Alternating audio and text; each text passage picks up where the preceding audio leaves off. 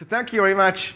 My name is Szabolcs Rodek. I have been working here in BlackRock for almost the last 2 years. And what I prepared for today is a presentation about doing some refactor on Angular application that utilizes components that have lots of similarities, but that have lots of differences as well. And as an example application, I just implemented a pretty simple one. It just shows you 2 material data tables in the front of your face with almost the similar functionalities. The only difference is that they have different kind of data present, and different kind of actions to apply on the entries, on the rows, on the elements of the table. Of course, the actions don't really do anything any interesting because it's just an example application. So if you are really interested, they are logging something in the console. I can show you this.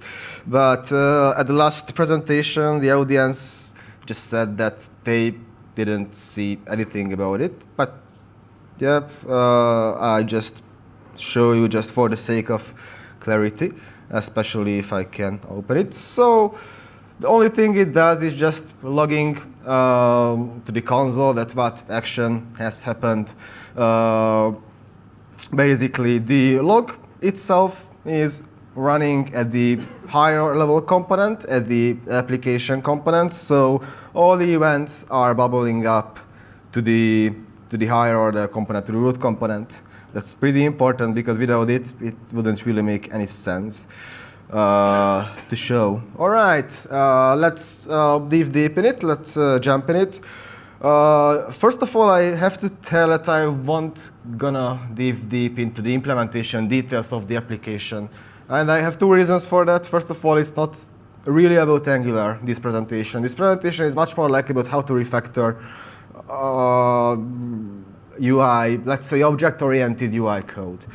And secondly, I have time limits, unfortunately, and I want to reach the end. And second statement before I start the presentation, that I don't have any slides, any PowerPoint slides or anything like that prepared. And I had 2 reasons for that. First of all, as I said, it's really a code-based, it's really a technique-based presentation. And secondly, I felt that it would be too rigid for me because I'm not that experienced speaker than the previous speakers, before me. So that's my reason for choosing this format. All right. So as you can see, we have 2 tables here with pretty much the same look and feel, but different kind of data and different kind of actions. And if you take a closer look, they have different kind of formatting regarding to one fields on each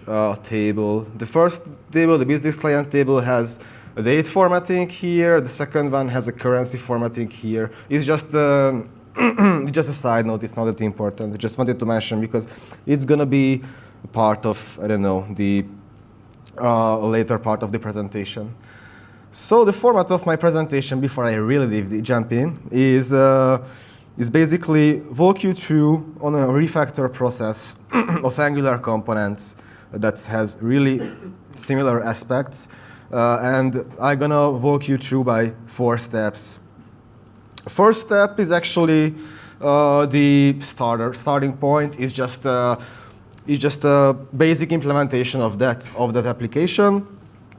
And during the next commits, the implementation is changing a lot, but the look and feel are gonna remain the same. I'm not gonna build all the commits for you now because it will also take a lot of time. But trust me, the only difference is just the implementation itself. And at the end of the day, we are gonna kill almost all of the redundancy from our code, and it's still pretty functional, and it's still pretty easy to read, easy to improve, and so on and so on.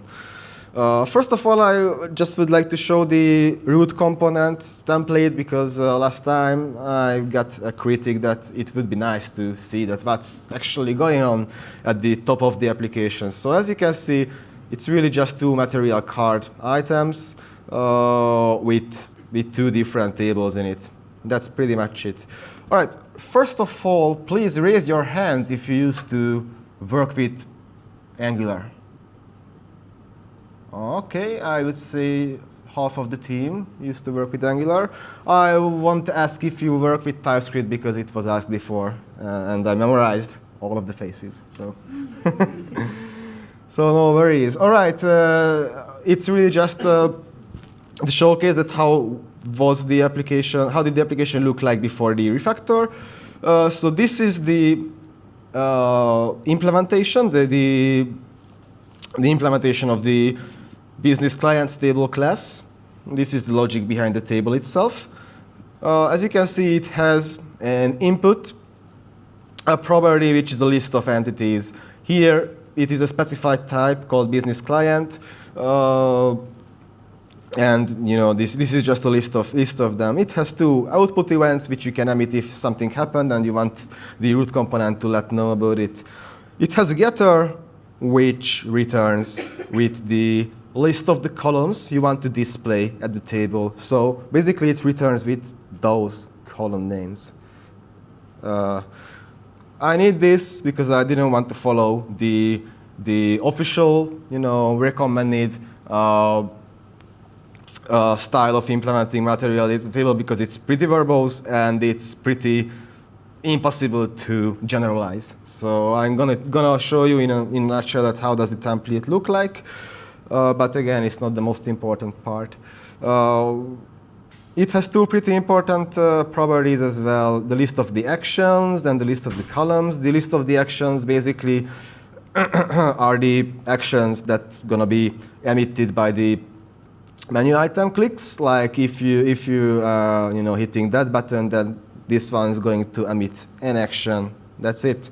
And the columns are basically just some metadata for the column to be able to display it in a right way. As you can see, it has some logic in the ng-on-init lifecycle hook. For the people who are not aware about Angular lifecycle hooks, this function, this method is invoked right after the component had been created at the Angular, basically. And besides that, it has another method which is going to be invoked when the click happened at the lower level components, and it has two private methods. I don't want to be that verbose. The following part of the presentation was that verbose now because I just want you to let you know that what is the base implementation, what is the verbosity that's going to disappear soon. If you take a short look at the other table component, it's pretty much the same. It has the list of entities, it has its actions, it has the displayed columns getter, it has the same stuff in the ng-on-init hook, and it has totally the same, private methods, almost totally the same. I'm gonna take a look at the differences soon, but it's almost the same. And just as I promised, I just show you that how does the template look like. This markup is serving the purpose of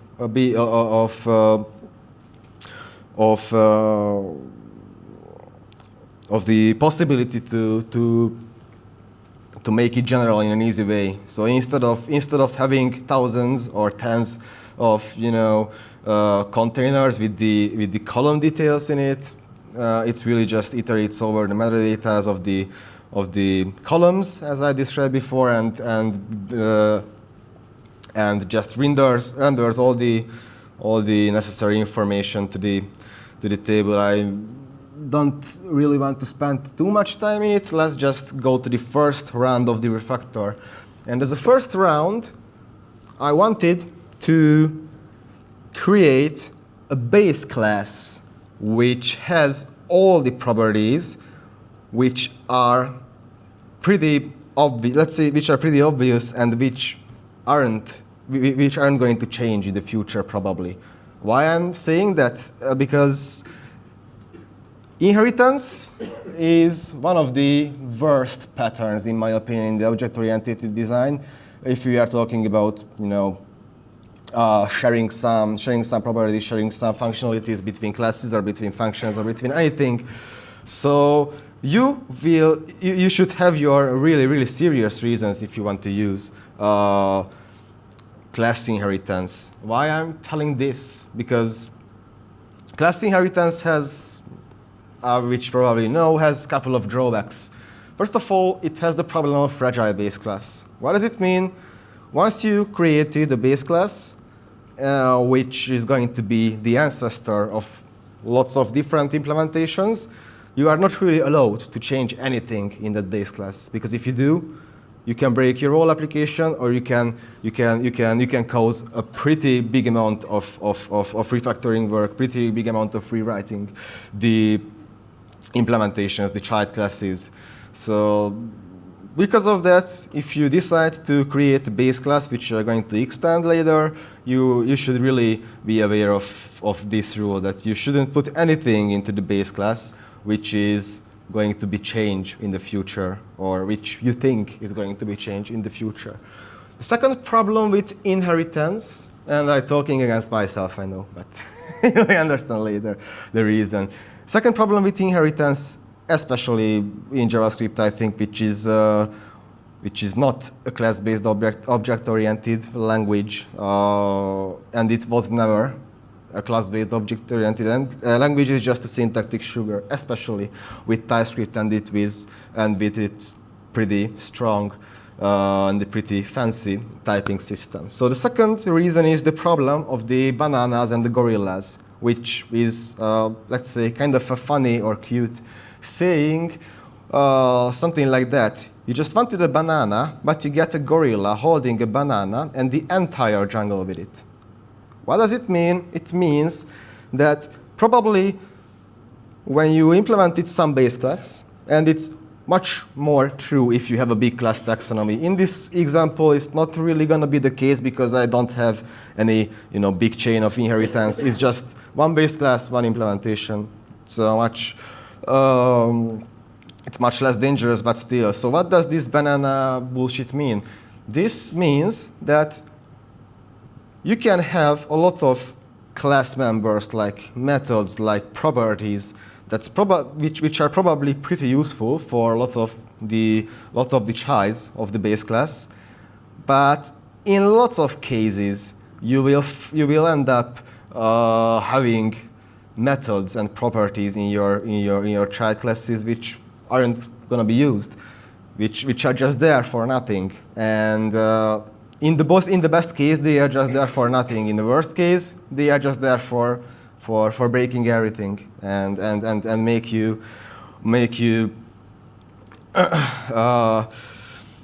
really angry. Sorry, I'm a little bit nervous now, but it's all good. The problem is even bigger if you used some dependency injection in the base class, especially if you used more dependency injection. And if the injected dependencies also have some dependencies, the problem just grows and grows and grows, and you end up finding yourself in a pretty verbose, pretty big, compiled code, even if your class is just tend to be some pretty simple implementation. But still, if you know about these drawbacks and you are brave enough, you can utilize the class inheritance in Angular, especially because it's a pretty class-based framework. But as I said, you should put only the things here which are pretty simple and which are not going to be changed in the future. What are those things? First of all, you had the list of entities. Instead of having a specific name, I just call it entities, and it's going to be implement the type T. It's going to be a list of T elements. What does this T means? T basically is a generic type. I'm quite sure that the most of you are kind of aware of it. It basically just means that if you have a generic typed class or a generic typed method, you can use this function or this class with a variety of types instead of just one. So if you remember the previous implementation, it was it's in the case of the product table, it worked only with product, typed objects or entities. In this case, if you're gonna extend this class, it's gonna work with any kind of entities which are extending the entity class. The entity class is pretty simple. It only has one ID property, which is a string, and that's necessary because of the material, table implementation. I think it's not that important from our point of view. And same for the actions. It implements the generically typed menu item, which is a list of actions. And here comes the much more interesting thing. Here is the display and columns gather. So if you take a look at the previous implementation, they are not pretty much the same. They are totally identical. So it returns with an array of the columns names with an action, with an additional action which is necessary for the action context menu. So this is something you can generalize. Same goes for the onItemClicked method. The only difference with the previous implementation and this is just that your payload has a T type instead of a specific one, and it has an item which also a T typed. The only thing which is a little bit more, I wouldn't say complicated, but is a little bit more interesting, is that column factory and the get cell renderer. So the column factory is, again, it's totally the same as it was before. The only difference is the generic type T. But for that column factory, to get it work, you have to have a get cell renderer method, or it's a property, not a method, doesn't matter. It's a federal function at the end of the day. But this get cell renderer is going to have a little bit different implementation across the child classes. So because of that, instead of defining any kind of implementation here, you can use an abstract keyword, an abstract modifier here, and with this you don't have to implement anything, but you can reference it here in your other method. So why I made this abstract? It's pretty simple because I have two different dependencies for the two implementations. The first one has the currency pipe, as I showed before, and the other one has the date pipe. And I didn't want to inject both of them to all of the implementations because, as I said, it would cause the problem of the banana and the gorilla. And of course, at this scale, it doesn't really matter. It really doesn't. But the goal of this kind of refactor is not that having some almost good solution. It's pretty much to having the best possible solution that you can have. And just as a showcase, the only thing changed from high level is instead of referencing to the entities as product and as business client, you reference this input property as entities, as you saw before in the class implementation. So this was the first part of the refactor, and this was the longest one, to be honest. The second one addresses the thing I told about the drawbacks of inheritance. So we have a lot of problems with inheritance, and I would never suggest to use it, except of this, of course. But if you're not using inheritance, what would you use? What are your other opportunities to solve some problems, to modify some classes behavior or anything? Here's another object-oriented pattern called composition, which is a little bit different. So what is the difference between inheritance and composition? It's I would say it's pretty easy to explain, but not that easy to understand. So the difference is the relationship between the ancestor and the child. If you are working with inheritance, the relationship is a relationship, which means the child is a parent. For example, if you have an animal class and you have a dog class, which you extended from the animal one, then you can tell that dog is an animal, which is pretty much true. I mean, in my experience, it's kind of okay. But if we are talking about composition, the relationship is going to become can do or has a. I pretty much like to use can do. What does it mean? You can create some functions, some pure, easy to read, easy to consume, easy to reason about functions, which describes that what can an animal do, just to stay with the previous example. For example, animals can eat, animals can sleep, animals can hunt. Not all of the animals, but okay, let's just accept it. And if you want to create a dog, you can compose those functions into one object. Right? This is how composition works at the end of the day, in a really simplified way. How do you do this with classes in TypeScript? Here's a pretty exciting and let's say pretty new feature in TypeScript. It's that new that you cannot really use in a production-ready JavaScript code, because in JavaScript, as far as I know, it's not supported yet. It's just an experimental feature. In TypeScript, you can use it. And what Decorator is basically? Decorator is just a function that changes the behavior or just observes or totally recreates a class, a method, a function, or a property. We are going to examine, or we are going to take a closer look into class decorators. First of all, before we take a closer look at the implementation, how to use it. Here, I wanted to implement a displayed columns decorator. Why I wanted to do this? Because if you remember from the previous implementation, you had this gather. And for this gather, you had to, give me a second, just. Yeah, so with this gather, you really had to create the columns array with this column factory, which I think doesn't look that bad, but totally unnecessary to have that kind of initial, definitions in your code. You can solve this by function composition, because the functionality is going to be the same across the implementations. Just in a nutshell, what does this function, what does this method doing?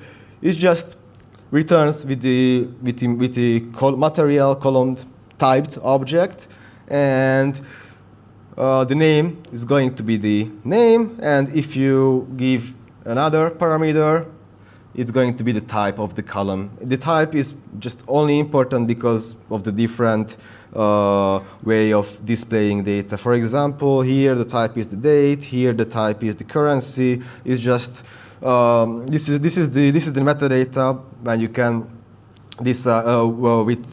decide that what kind of displaying settings or options you want to use. And instead of this redundant implementation, I decided to create a decorator, which is going to solve this problem for you. So how does it work? This is a decorator factory, which means this function is going to be invoked with a list of strings. Those strings are going to be the name and optionally the type of the column. And here are some really pretty simple functions.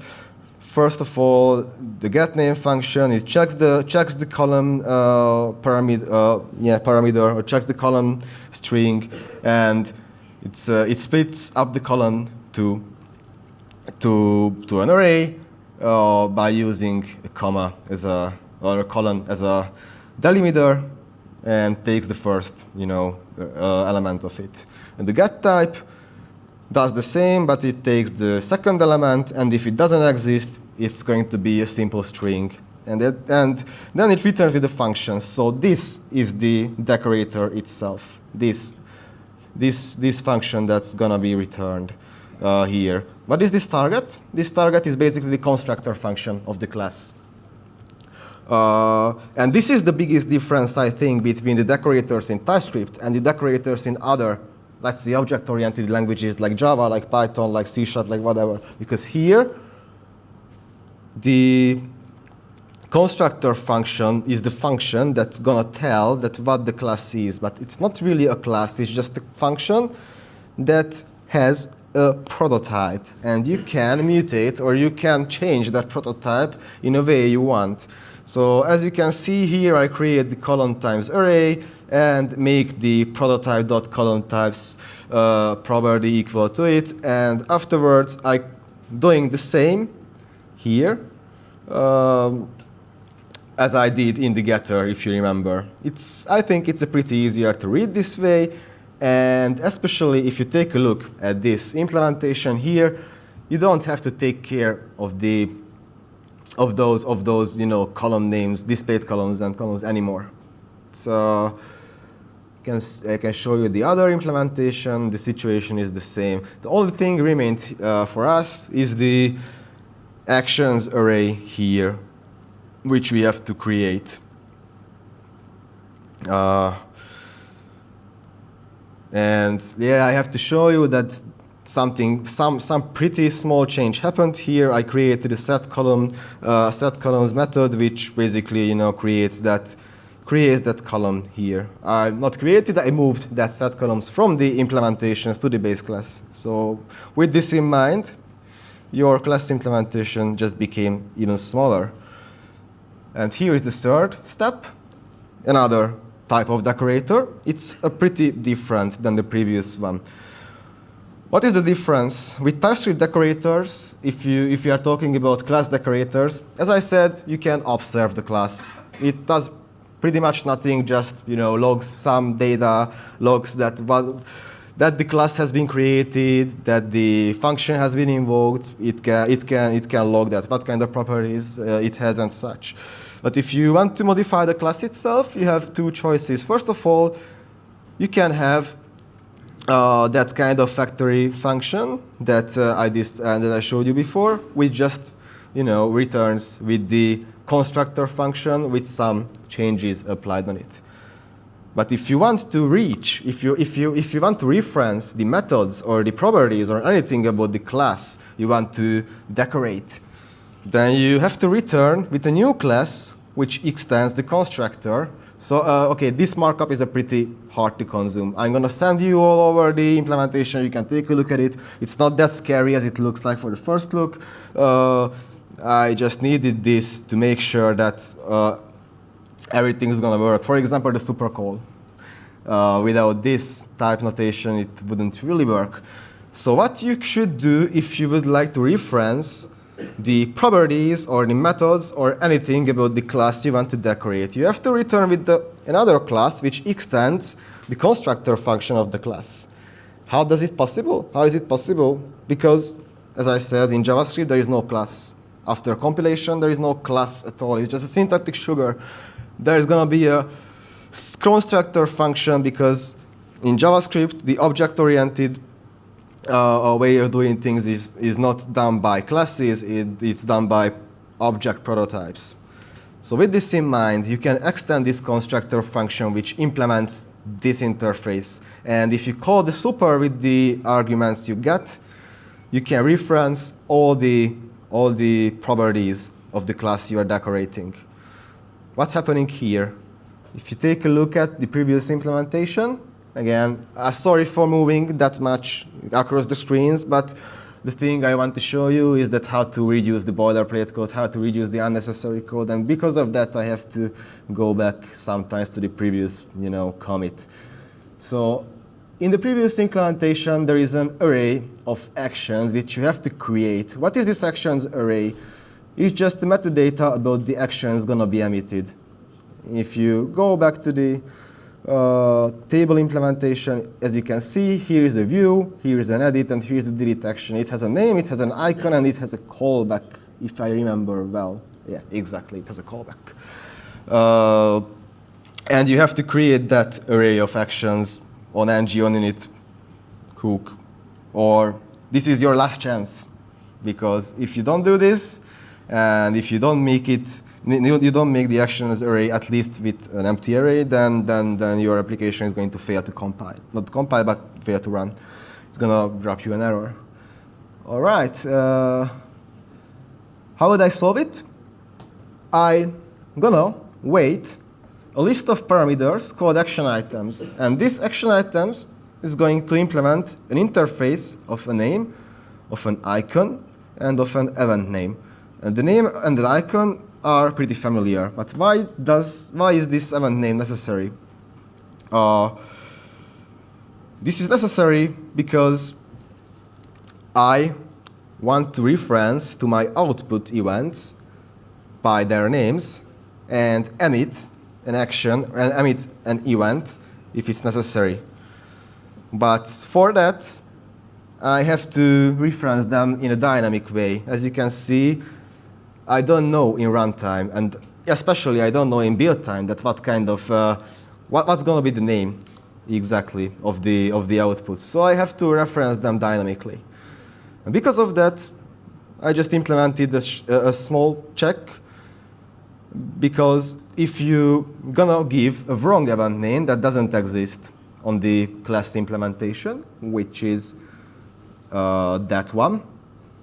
So if you would type here, for example, viewed instead of viewed, it's not going to give you any error. I can show you this in a real life if you give me a second. So here's our product table component. I don't know if you can see it. So if you take a look at it, it accepts that list of objects as a parameter. If you just make a small mistake, it's not going to be underlined by typescript because it's not an error. It just accepts a string, and you don't know that what kind of list of strings can you use here. But if I save it, Szabolcs, sorry for interrupting. We're running short on time. okay, this is the last 5 minutes. Sorry for that. As you can see, it just failed to run and threw an exception that there is no output property called viewed defined.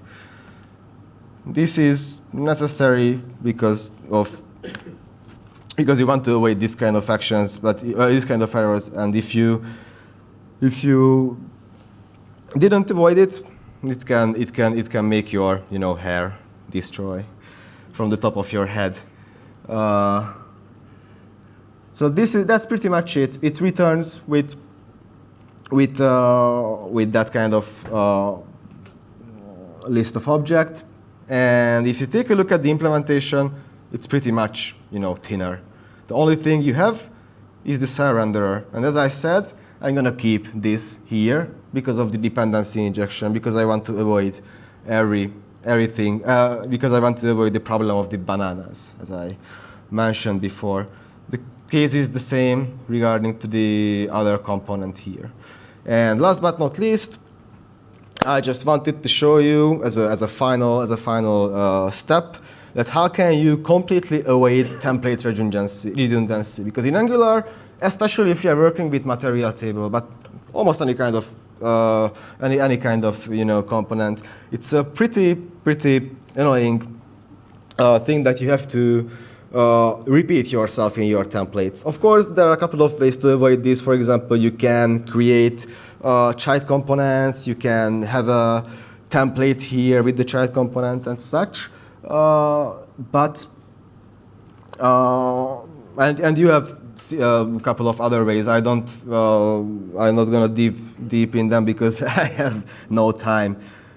But instead of this, I not create any template for the implementations of the base class. Instead, I create one component, which is going to be a shared one, which is a pretty simple one. It just accepts the list of entities, the list of displayed columns, the list of actions, and the list of columns, and it has this template.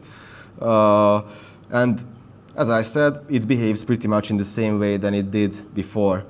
And what's the trick? I just implemented a new service which can create the component and apply on the view container you provide to it dynamically. How does it work? You just make a company factory resolver, dependency injection, and an injector, and you just have to implement a method here with a parameter of the view container. That view container is going to be the view container that holds the table implementation. So if you take a look at here, this is the base table. This is the abstract base table which we started to use. Here is the dynamic component series I just created, and the creation of the embedded component is pretty much this. You call the append component to host with the view container reference of that component.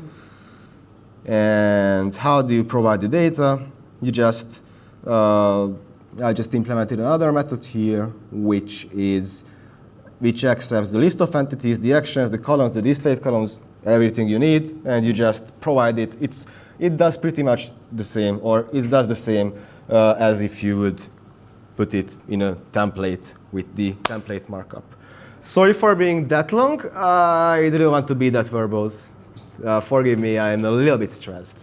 Thank you. I hope you enjoyed. I hope you learned something, or I hope you learned anything from my presentation. I'm gonna send you over the implementation of this small example application. So please check the meetup page, because I'm gonna leave it there as a comment.